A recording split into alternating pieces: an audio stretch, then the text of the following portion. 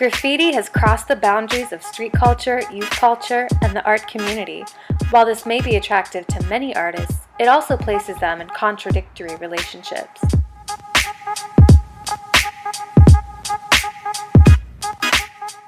Urban art is seen as art that originates from urban environments. It relates to the cities and is created by artists who live in the cities. It emerged as a rebellious practice connected to subculture lifestyles hostile toward art institutions with anti-capitalist, social, and political undertones. The birth of urban art was strongly dependent on the communities and local reception.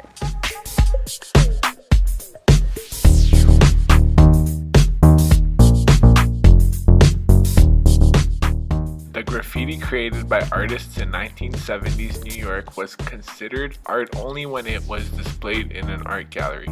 Outside the confines of the gallery, it was vandalism. For many artists, self-expression is highly valued as a right, much the same as freedom of speech. There's a well-known graffiti artist who's making his mark in New York City, on New York City. Banksy. I've heard about this guy for years. He's like the most famous artist on earth. He's anonymous in the age where it's nearly impossible to be anonymous. Banksy has promised to create a new work of art every day this month in New York. With Banksy, you never know what happens tomorrow. On his way to becoming an international icon, the subversive and secretive street artist turned the art world upside down.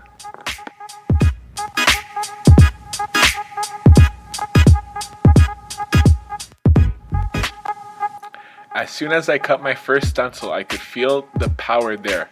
I also like the political edge. All graffiti is low-level dissent, but stencils have an extra history. They've been used to start revolution and to stop wars.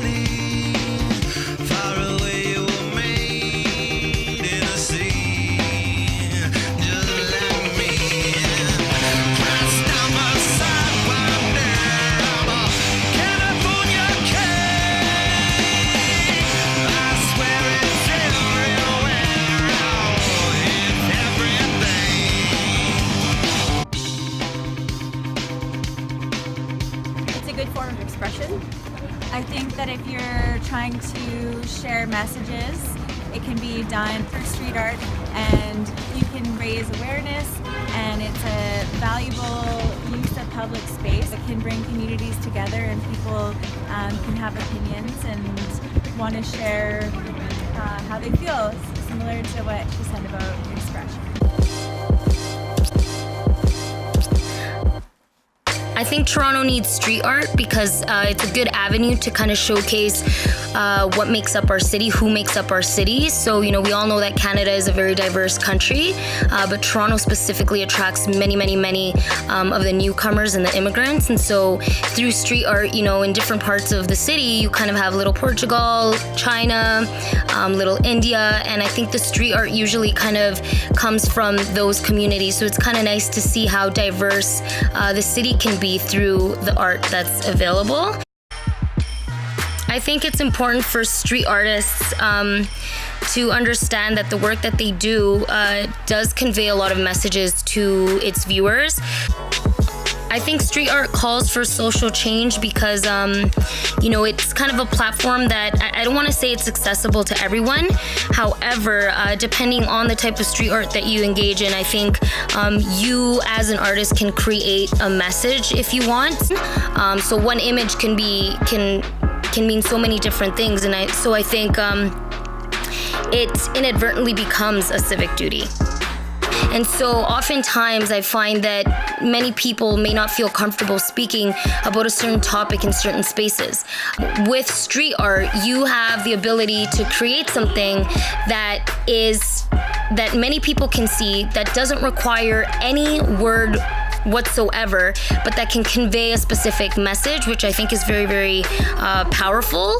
So, if you do have, let's say there's a lot of artists that come from marginalized communities, and a lot of their work shows images around, struggle or optimism or of overcoming different things. And I feel maybe in certain spaces, these artists wouldn't be able to address, kind of how they feel because of, different things that they've gone through.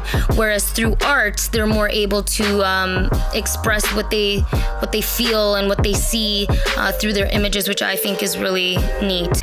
Artists eventually hope to have a platform where they can be creatives and put out what they want to put out 100% without being turned down.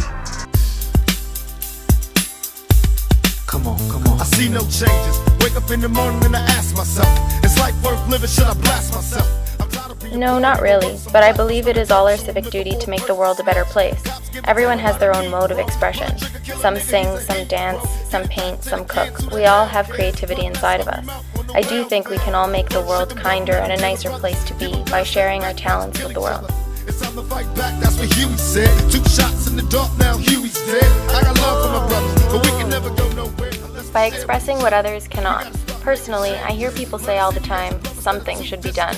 Seeing that piece of artwork, no matter what it is stating, can be an inspiration to others.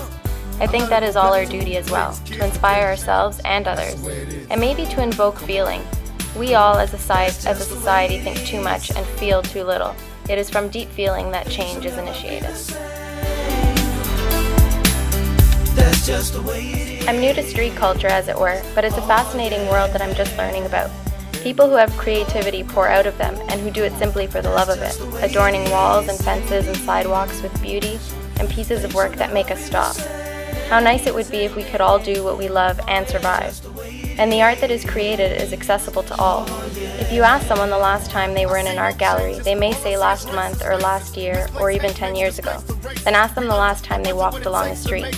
This is where this culture lives, for all.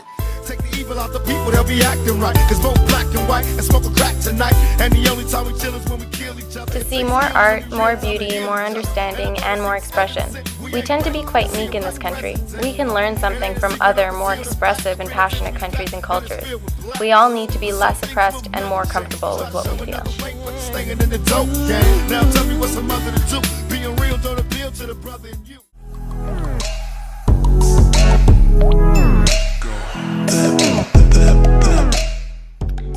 Public art says the human spirit is alive here and thus stimulates vitality and enjoyment.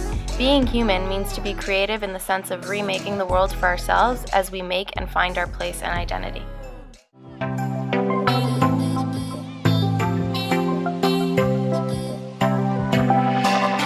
Being a creator is the opposite of passive victim or consumer.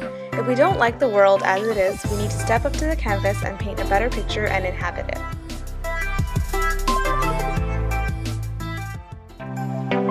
As a democratic form, blessed with a limitless power to generate meanings and communicate on several levels with non-art audiences and art connoisseurs alike, urban art can truly be seen as the most significant recent art movement and the cultural turning point.